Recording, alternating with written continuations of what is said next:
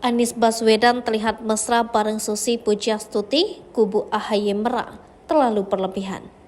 Jika cawapres lainnya seperti Ganjar Pranowo dan Prabowo belum gembar-gembor siapa cawapres mereka, Anies Baswedan, capres dari Koalisi Perubahan justru mulai bermanuver.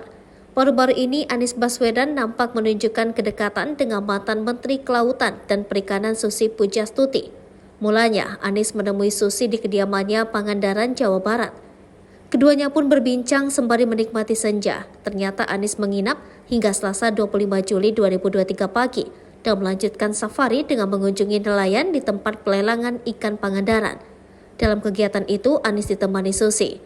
Keduanya juga sempat melihat suasana sekitar Pangandaran dengan menggunakan mobil pick-up yang dikendarai oleh Susi.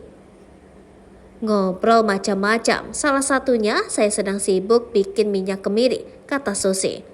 Hanya Susi tak mau mengomentari hal lain termasuk kemungkinan dia akan menjadi cawapres Anies.